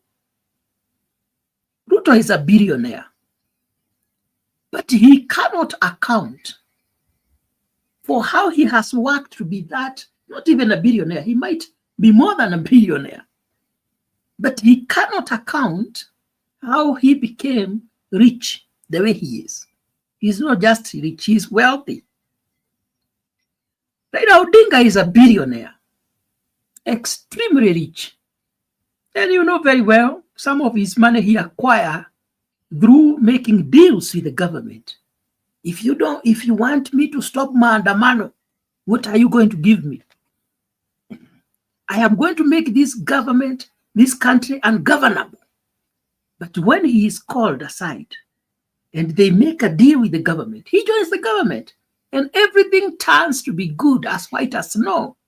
Those are the kind of people we say, oh, these are liberators, freedom fighters, father of democracy. Nothing. They're just fighting for themselves. So, Mzalendo, I think it's the high time we start thinking as Kenyans, how do we end this hypocrisy of our leaders? William Ruto, you have seen on the video you have put there, said that there is no way he can bring in opposition to the government because he wants to have a strong opposition. But what has he done right now? They say one thing, but they do the other. So those are the things that should tell us we are on our own, and it would be a very big mistake if we vote for the same people. That, we should not vote for our oppressors to continue oppressing us. If Raila Odinga is very serious, and he meant what he said when he was doing campaign, Mzalendo, I am proposing we revisit the manifesto of ODM. We bring it on the table. And now we start telling Kenyans to start demanding for the things that he said he would do if he is the president of Kenya. Because right now, they're having that broad-based government. They have been having it for some time now. And one of the things people should start asking is 6,000. He said it's possible. Now, because they are working as brothers with brother William, they should sit down. He should give William the formula and where to get the money and start giving Kenyans 6 million. He should start there. Mzalendo. I think you are so right. You are so right. You're on point that we need ODM manifesto talks about free education, free university education, free primary education, free secondary education. So those are something that those are something that needs to be implemented immediately for us to agree with whatever is happening. Tembei join the studio. Don't be scared. Don't be scared to sit on the comment section. Kuja tu hapa, you tell us what you feel about this kind of situation. Mtembei, please come and tell us kama tutapata hiyo 6,000 ya baba, because you are a supporter of baba. We kuja tuambie kama tutapata hiyo 6,000. Now, let me my issue here. India, I was just reading the population of India. India has got a population of 1.6 billion people. Now, this constitution of Kenya was borrowed heavily from US, India, and South Africa. And UK also. And a part of it from the UK. Now, with all that kind of population that India has got only 28 governors.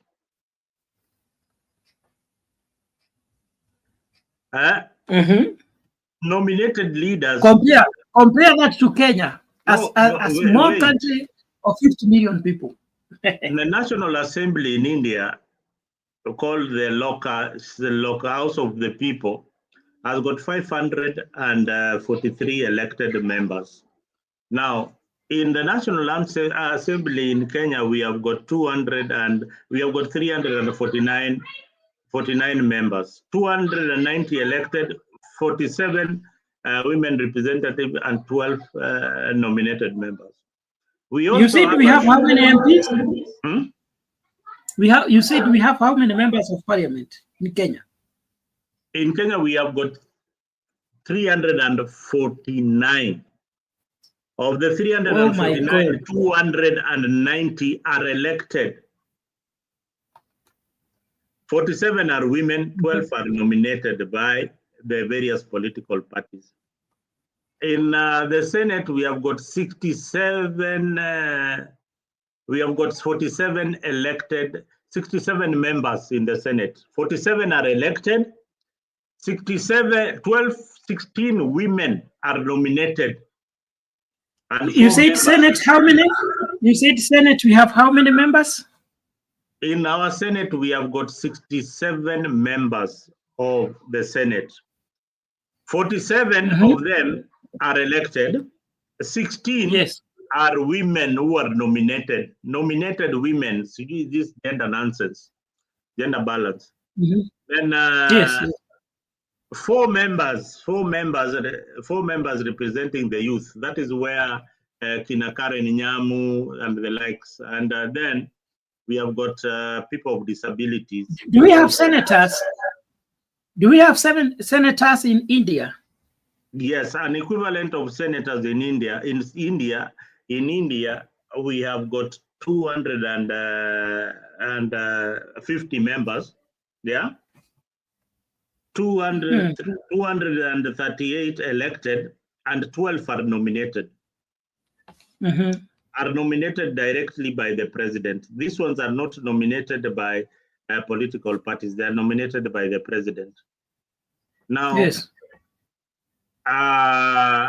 the equivalent of the county assemblies, yeah. In the 28 states, you know, in India, they have got 28 governors. In the 28 states, they have got 4,120 elected members of those assemblies.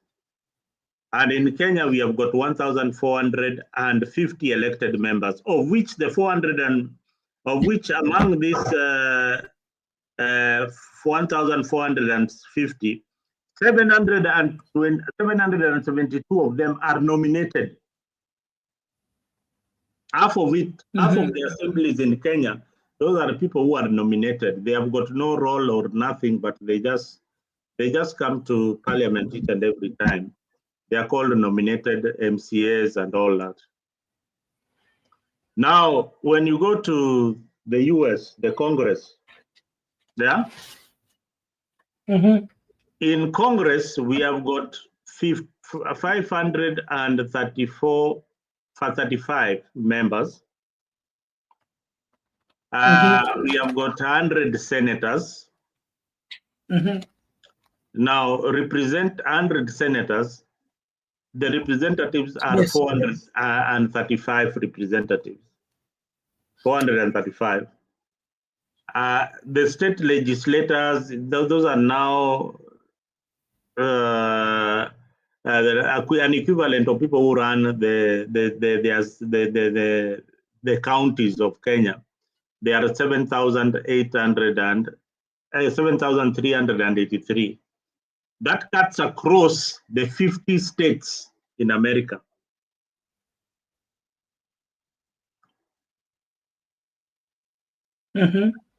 So when you look at these numbers and the populations of these countries, you realize that these positions were created generally for people to get into power.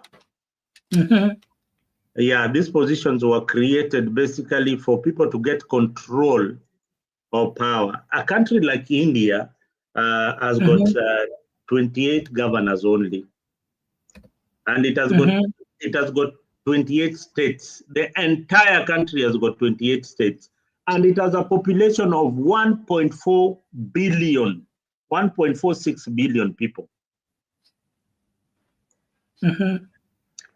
Kwa hivyo ukipiga mahesabu yako, Kenya inaweza ingia mara ngapi kwa India?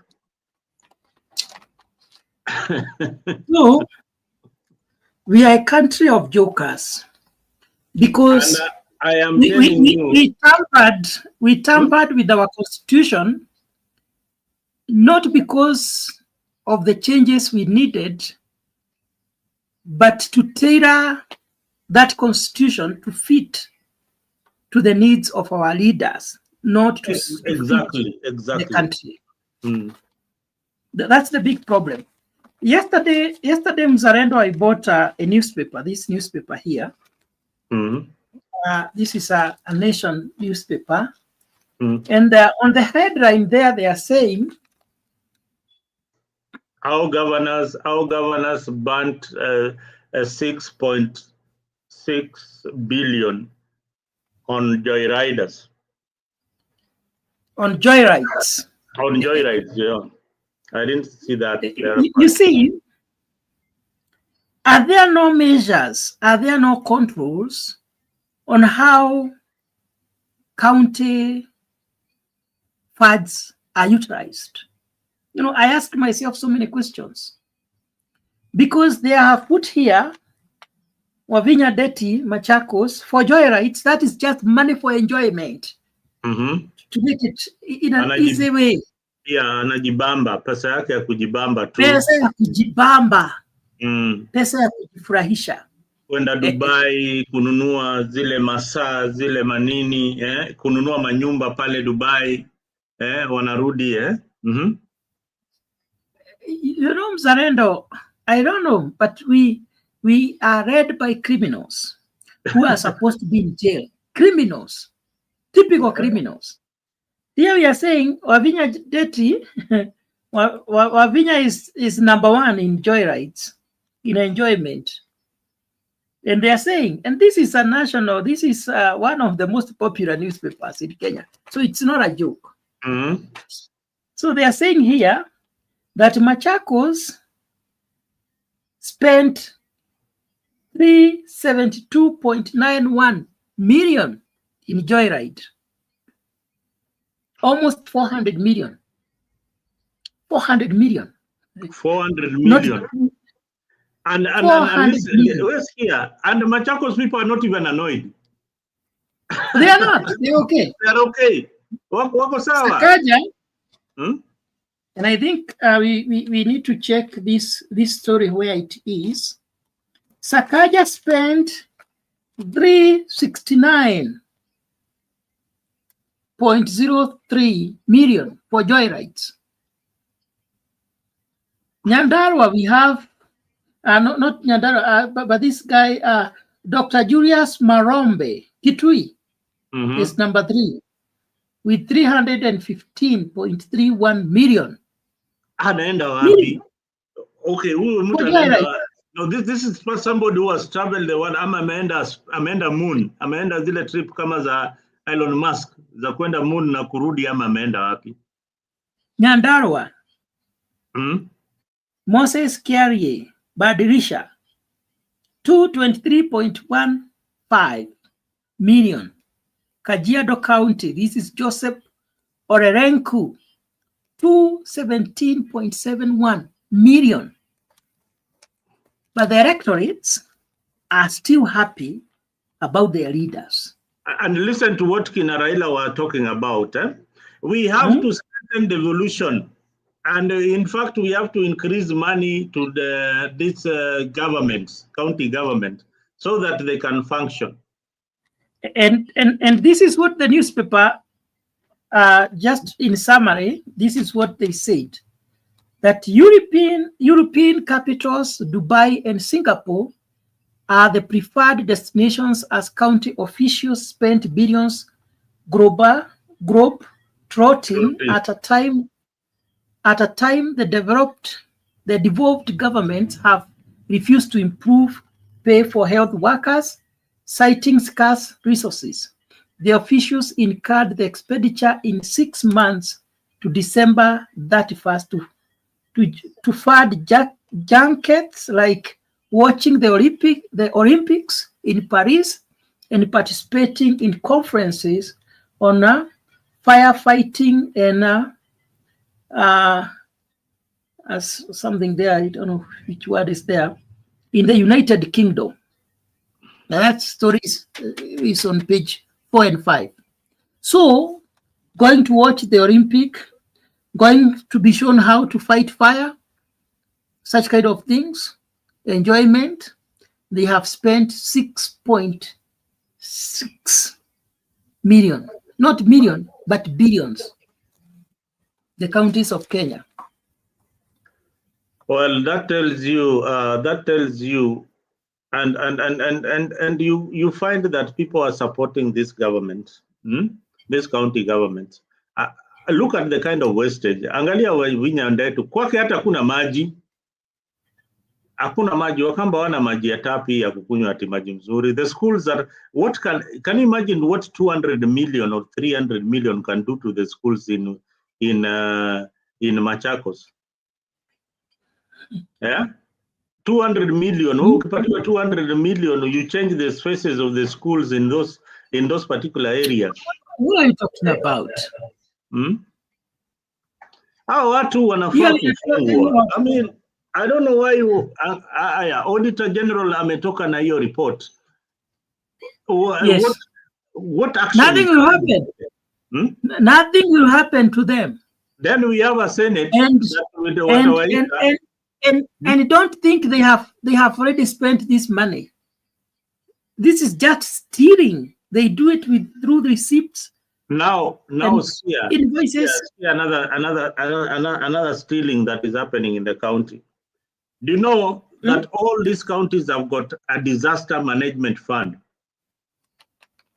every year, ranging to almost $1 billion.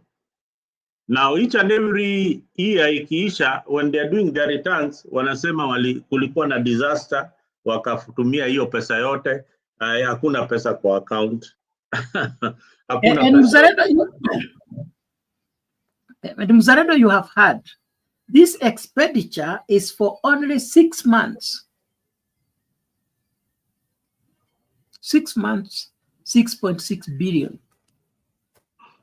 And still we say we have a government. We don't have.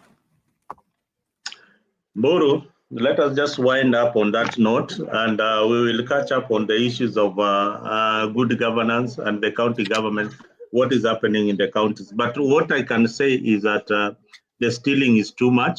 The government of William Ruto and Raila Odinga should not add any money in the county government until those, if we are coming up with the NADCO implementation, we must reduce the counties to eight counties.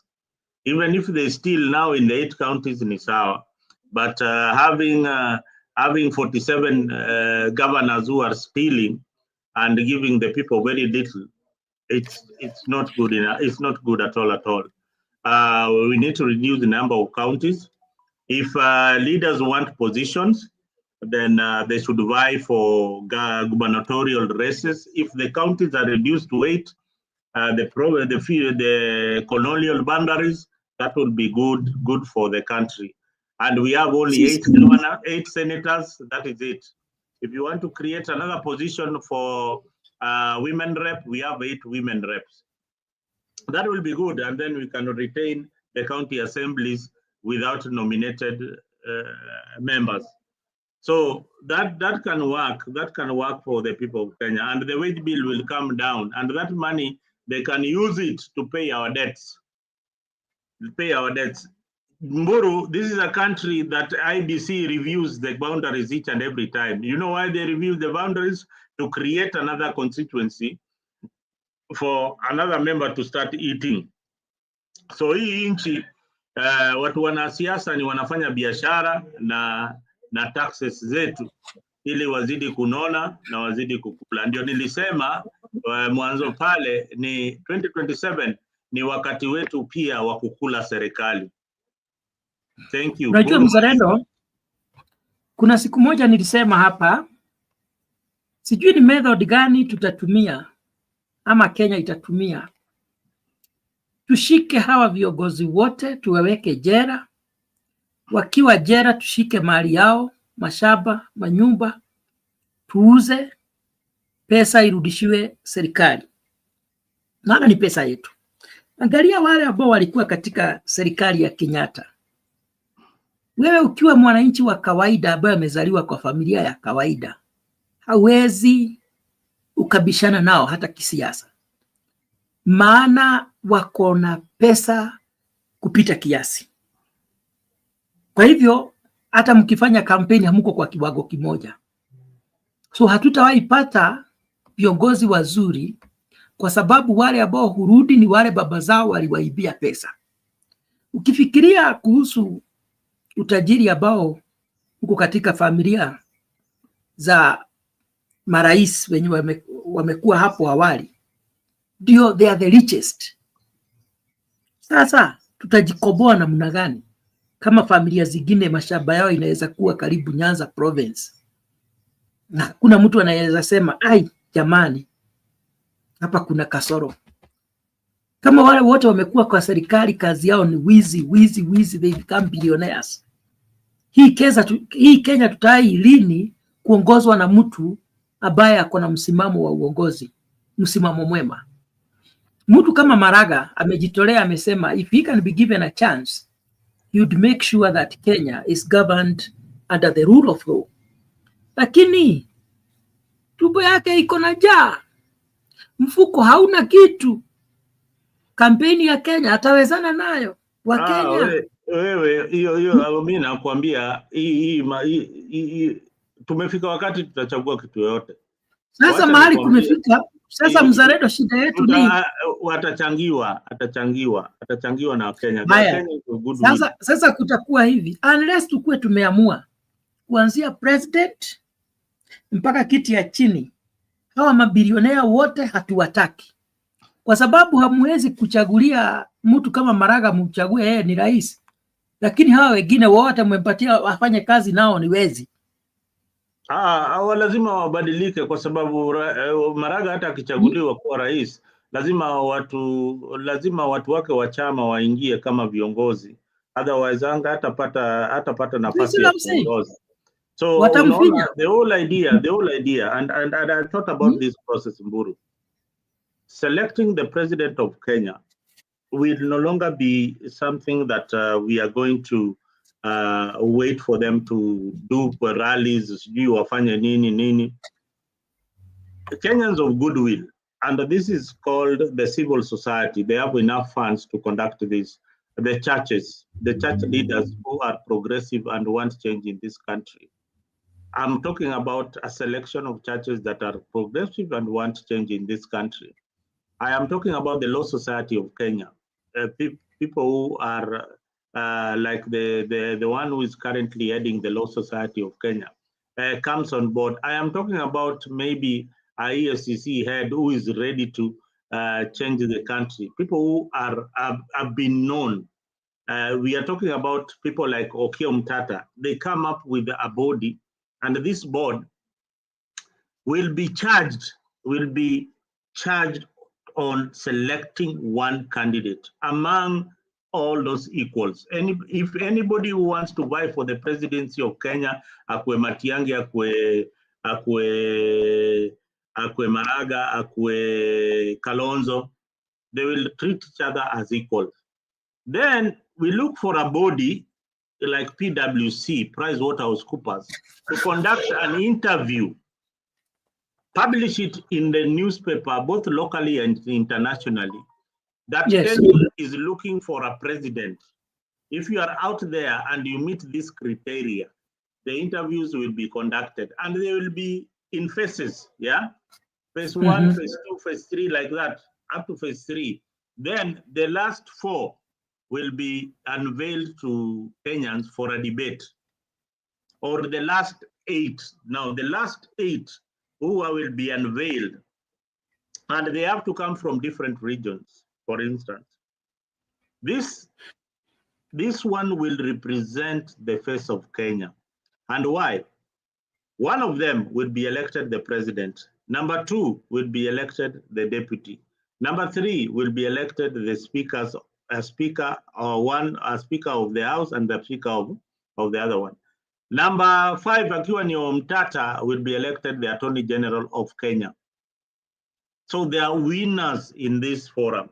Now, the Kenyans have participated in the forum. They have come up with a candidate.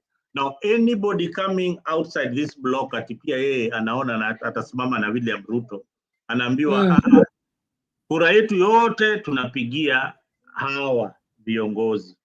And that way, we can be part of the process, we can own the process, and we can also contribute to the process.